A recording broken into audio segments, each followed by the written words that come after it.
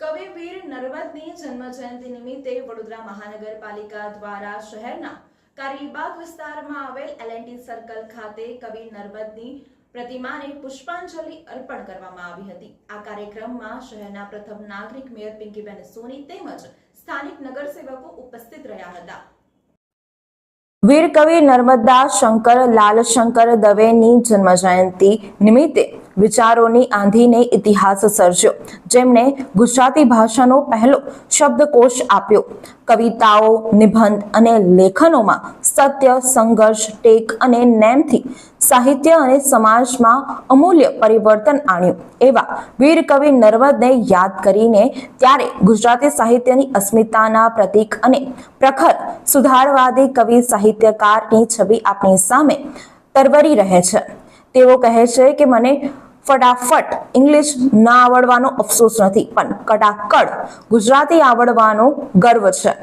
જય જય ગરવી ગુજરાતની આગવી રચનામાં ગુજરાતનો અમૂલ્ય વારસો એની ભવ્યતાને સમાવીને ગુજરાતનું ગૌરવ વધાર્યું। ત્યારે વીર કવિ નર્મદની જન્મજયંતિ નિમિત્તે વડોદરા મહાનગરપાલિકા દ્વારા કારેલીબાગ વિસ્તારમાં આવેલ L&T સર્કલ ખાતે વીર નર્મદની પ્રતિમાને પુષ્પાંજલિ અર્પણ કરવામાં આવી હતી।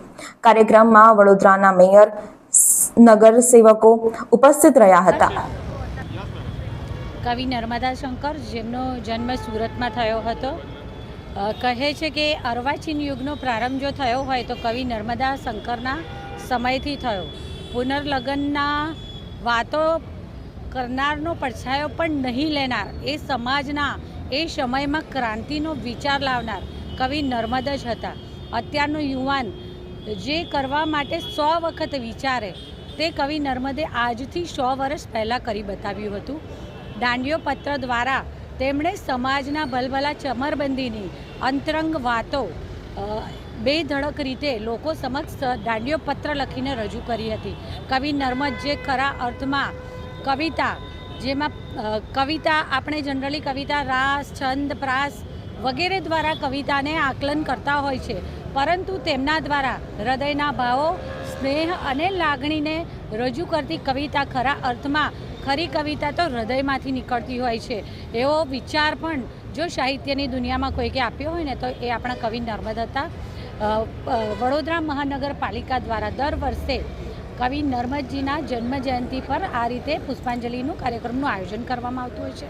આ કાર્યક્રમમાં અમારી સાથે પક્ષના નેતા એવા મનોજભાઈ પટેલ, રિક્રિએશન કમિટીના ચેરમેન વર્ષાબેન, કાઉન્સિલરશ્રીઓ જાગૃતિબેન, રૂપલબેન, રિક્રિએશન કમિટીના ડેપ્યુટી ચેરમેન જ્યોતિબેન અને સ્થાનિક લોકો, વિસ્તારના લોકોએ પણ બધાએ સાથે મળી અને કવિ નર્મદને હૃદયાંજલિ અર્પણ કરી।